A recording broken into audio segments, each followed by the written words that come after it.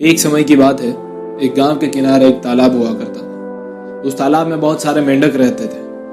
उस तालाब के किनारे एक लंबा सा खंबा बना हुआ था और वो खंबा उस राजा ने बनवाया था जिसने तालाब का निर्माण करवाया था। जिसने तालाब बनवाया उसने एक खंबा भी बनाया। वो खंबा बहुत चिकना था, ऊंचा था।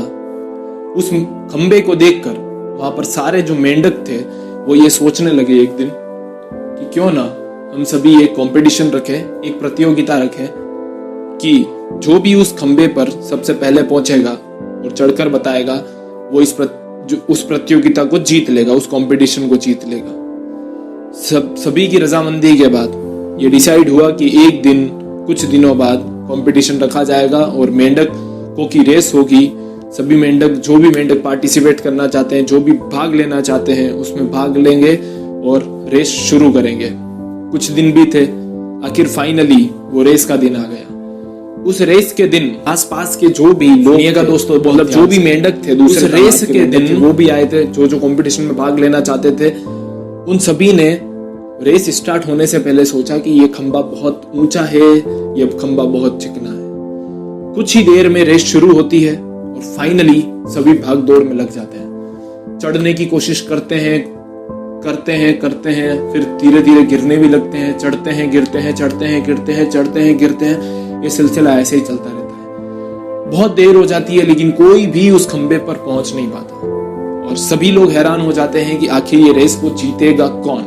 और पीछे से आवाज आती है। जो लोग उस खंबे पर चढ़ने की कोशिश कर रहे थे, जो लोग उस खंबे पर चढ़कर जीतना चाहते थे, वो उनके कानों में एक ही आवाज गूंज रही थी। पीछे से जो लोग चिल्ला रहे थे, क्योंकि लोगों के बीच में कहते हैं ना कि जब सभी लोग हारने लग जाते हैं तो कानाफूसी होती है। जब कोई जीतने नहीं लगा तो पीछे से आवाज आने लगी कि ये काम तो असंभव है, इस खंबे पर कोई नहीं चढ़ सकता क्योंकि ये खंबा बहुत चिकना है। जिन मेंढकों ने जोश से शुरुआत करी थी, बहुत एक्साइटमेंट थे, वो जोश से जीतना चाहते थे, उन लोगों के दिमाग में भी वो बातें घुसने लग गई। उन्हें वो सुनाई देने लग गया कि पीछे पब्लिक ऑडियंस जो है वो बोल क्या रही है। उनकी बातें सुनकर जो लोग जीतना चाहते थे उनके भी हौसले कमजोर होते नजर आए।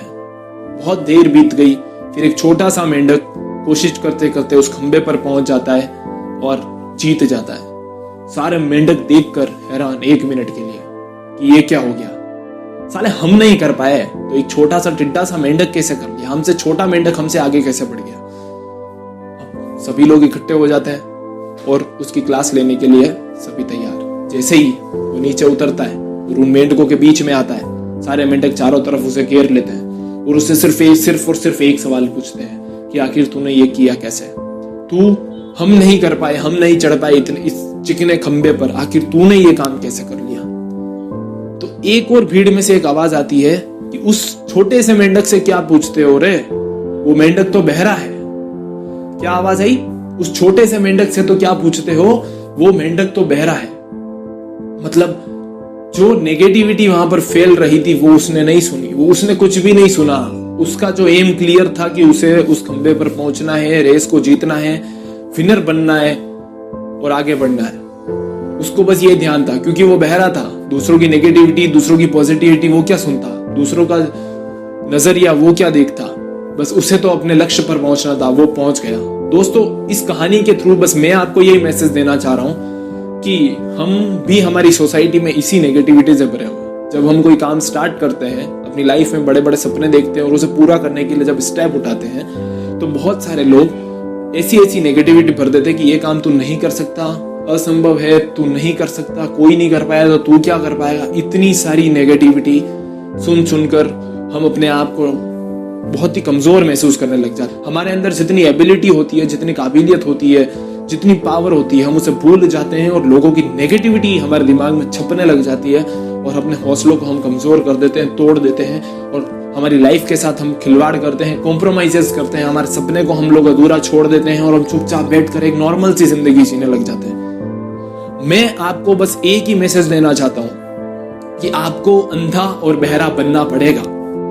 अगर आपकी सोसाइटी में नेगेटिविटी फैलती है, नेगेटिव लोग रहते हैं और नेगेटिविटी फैला रहे हैं, आप कुछ काम कर रहे हैं और पीछे से आवाज आ रही है कि ये तू नहीं कर सकता, तो तुझे मतलब आपको बहरा बनना पड़ेगा। लाइफ में ऐसे बहुत सारे मोड़ आएंगे जब आपको बहरा बनना पड़ेगा और बहरे के साथ साथ जब नेगेटिविटी जब आपको दिखने लगे तब आपको अंधा भी बनना पड़ेगा। हमेशा ध्यान रखना, जो लोग भी आज तक सक्सेसफुल हैं और जो लोग होंगे और जो लोग सक्सेसफुल थे, उन लोगों में और एक नॉर्मल बंदे में सिर्फ यही फर्क है कि वो अंधे बहरे बनकर आगे बढ़े, और जो लोग अनसक्सेसफुल हो गए, कोशिश करते करते हार गए और चुपचाप बैठ गए, अपने हौसलों को कमजोर देखकर छोड़ दिया, उन्होंने बीच में ही गिव अप कर दिया।